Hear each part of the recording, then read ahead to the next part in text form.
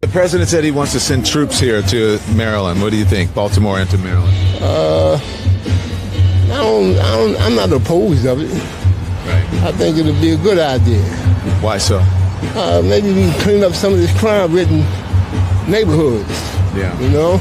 Is the crime bad? Very bad. Atrocious. And,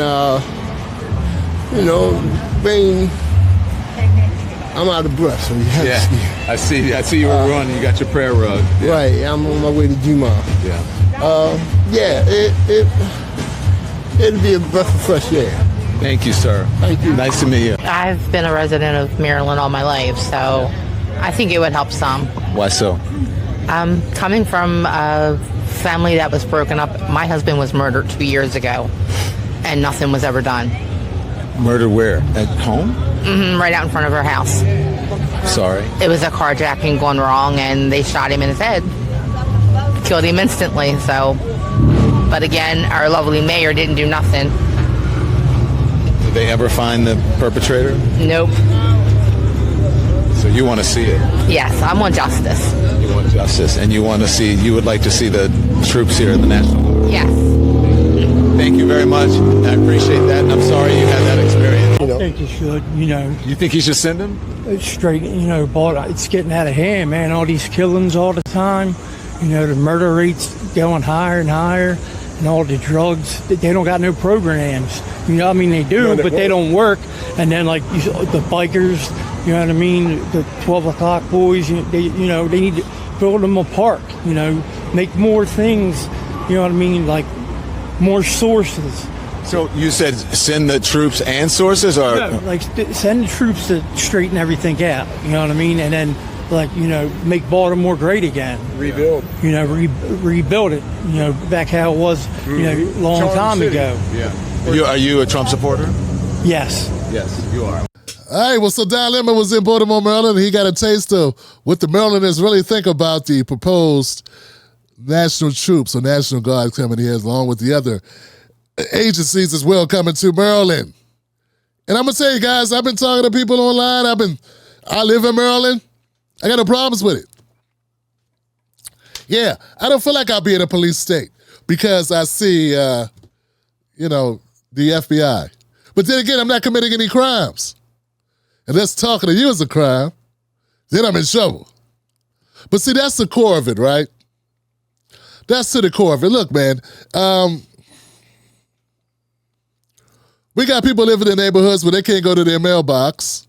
And we got people like Don Lemon and the liberals, other liberal type people, who want to talk about a police state. I don't know how to make this any clearer, family. If you live in a situation where you are, put it this way. The other day I was coming in from going to the grocery store. I parked my car and popped my garage. I'm about to walk in my garage, and I was thinking, wow, I'm not worried. I'm about to go in my garage, and I'm not worried that someone's running up behind me. Now, maybe it's a false sense of security, but I've never heard of that happening here. It's not that it's a posh neighborhood. Ain't in no gated community. Do I look like I live in a gated community?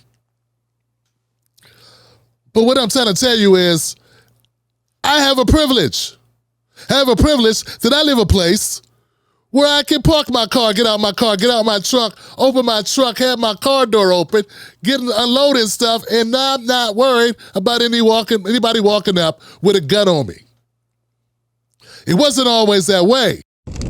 Before we go any further, let me let you know the Tim Black Wolfpack is dedicated, committed, 10 toes down to reporting the truth, unbiased, and not working for any political party. If that sounds good to you, go to jointimblack.com, become a member of the Tim Black Wolfpack.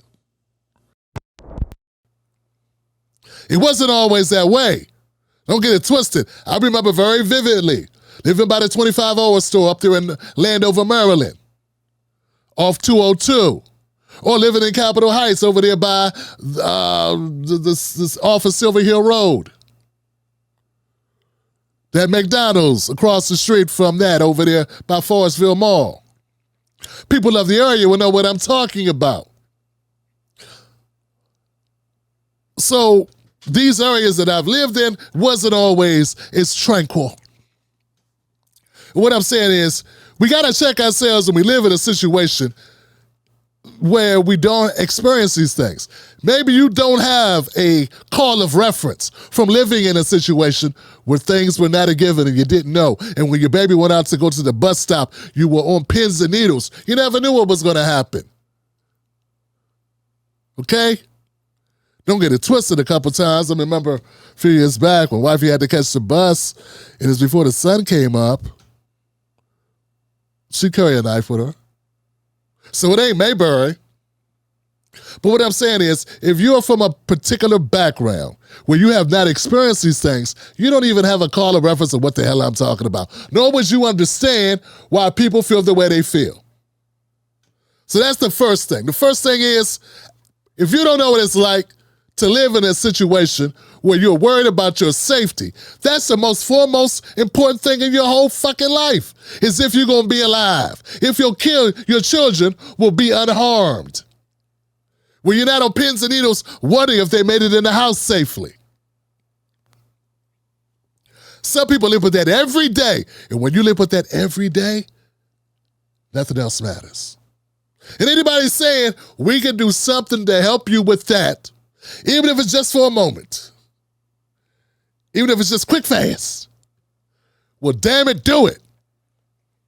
So that's the first thing. That's my first point. My second point is this. Stop comparing this temporary situation in D.C. to the 91 and 94 crime bills. Just stop it. You sound stupid and ridiculous. Anybody hanging out with Clay and Van Lathan? Forget the guy, Clay, whatever his name is. Anybody hang out with them? Because all of you saying the same dumb talking points. You know,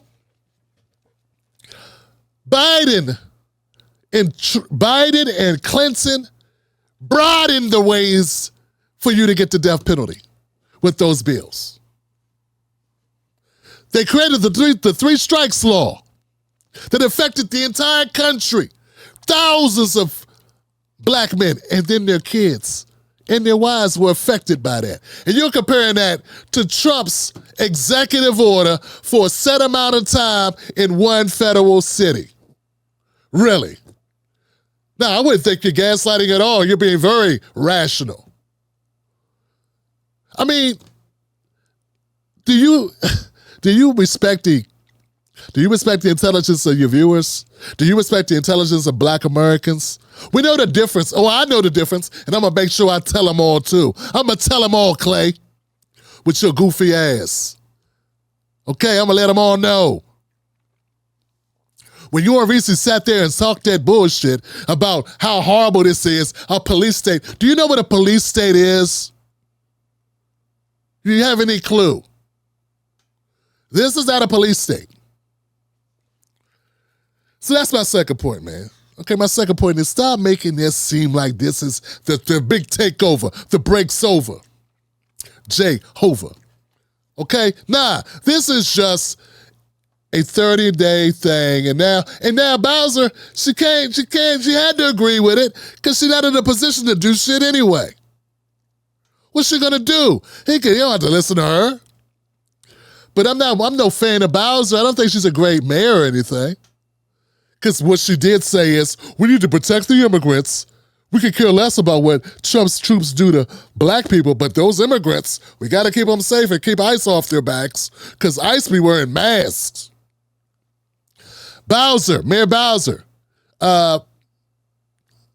Robbers wear masks sometimes too. I don't see you being concerned about that shit. I got robbed in your city. Okay, so now, my third thing is this. Yeah, crime is bad. Nobody likes crime. Even people that pretend to like it don't like it. How can I say this? Black people don't like crime. I don't care who the hell gave you the impression that we're okay with it. We don't excuse it, and we don't want it around us, and we don't want our parents dealing with it, we don't want our kids dealing with it, and we don't want to deal with it. We want to do the same things you do. We want to be able to go places, do things, and not have to dodge bullets. And not have to fear of dodging bullets. That time may never come. And I'm not saying that this Trump move does that. It really doesn't, okay? It gives people the facade that we're doing that. And it may help a little bit. I think primarily what Trump is doing is trying to get rid of some undocumented people. I think because that's the main thing he accomplishes when he goes into these places. When he went into LA, mainly what he did is deport people. And he's deported a lot of people here in DC. I think that's the main thing he did. But also, on that same token, if the troops were so abusive, if there was brutality, I'm sure we would have seen it by now. If there was this, there are a lot of black Americans who are saying, particularly in media, and people that are programmed to say this on platforms like TikTok and Facebook, oh no, they doing this, it's racist, they coming after us. Yo, not everybody black is opposed to less crime, okay? I don't know where you come from, why you think that's cool, but it's not cool. And when it's your ass, when it's you who loses a loved one, maybe then your tune will change. Maybe somebody you love won't make it home. And then you know what? I bet you feel a little bit different about that. Maybe you will. Maybe people's extenuating circumstances, what they've been going through, because everything they're going through, your ass could be going through. Does that give you a right to go rob someone? Does that give you a right to carjack someone? Does that give you a right to sell drugs to someone's kid? Because you want a Nintendo Switch? Huh? Does that really give you the right to do that? I don't think it does, Johnson. See, at some point, we got to get back to a moral compass. And there's right and there's wrong. And I don't think if you're not giving people tough love, you ain't giving them no love at all. Forget tough love and soft love. If you're not giving people tough love, you don't love them. You got to tell people there's no kind of right, there's no gray area. There are things that are unacceptable in society, and you got to stick by that. You can't get people leeway on that. So Don Lemon, I'm glad he aired these episodes. He didn't have to put it out there. He put them out there. Because I think at heart, I think Lemon is he's just a gay guy who's conservative. Over the years, he said things every once in a while slipped up, like when he blamed black people for their own communities and said things would be much better if he just picked up litter. Yeah, he kind of boiled down all the black things wrong in the community to litter and people not pulling their pants up. So he's said some conservative shit before. I think him pretending to be progressive because that's the way the wind was blowing. I think that's who he really is. He's from somewhere like Alabama, but he also wants gay men to be able to marry one another. So that's probably the only reason why he ever considered himself to be progressive. I believe that because he's never supported any third parties, ever. Anyway, guys, that's it. That's all I got. I'm glad Don Lemon did this segment. I'm glad people got to see it. I'll take the words of the first person he talked to was the black man. And he said he's not opposed to it. He's not opposed to the National Guard coming through. He said it's too much crime. It's way too much crime that he sees in Baltimore. I'm going to leave it there. Because if I was in my town, if where I'm at right now on my block, because that's how Maryland is. Good neighborhood, bad neighborhood. Great neighborhood, horrible neighborhood, Fallujah. That's Maryland. You don't know where you at. And that's why it's also dangerous, because those bad neighborhoods come to rob the other neighborhood that's doing a little bit better. That's the problem, as the woman pointed out with her husband, who didn't make it home.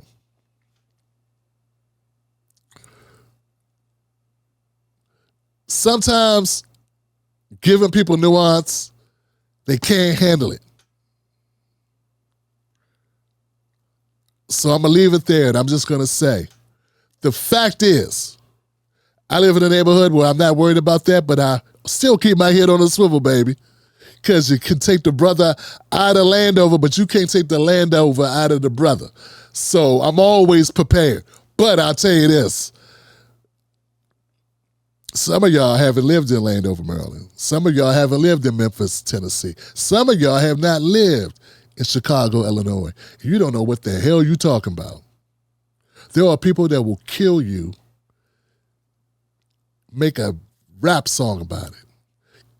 Yeah, they'll kill you and won't even make a song about it. That's how much they don't care. And there are those people out here. I remember when I lived in Landover, I met a guy named Killer. Because that's what he did. No punchline, that's it.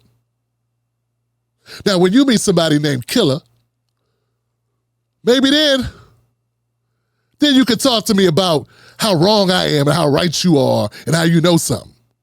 But if you ain't met a mofo named Killer,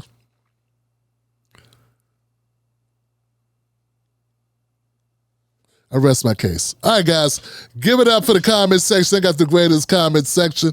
I got great community, man. I appreciate you, Timberlake Wolfpack people, for hanging in there with me when I do these monologues, these rants, or whatever you call them. I wish I was wrong. I wish I could say we should all join and form Voltron and fight against something. Yeah, but you know what? Killer's got to go to jail. Carjackers got to go to jail. Rapists got to go to jail.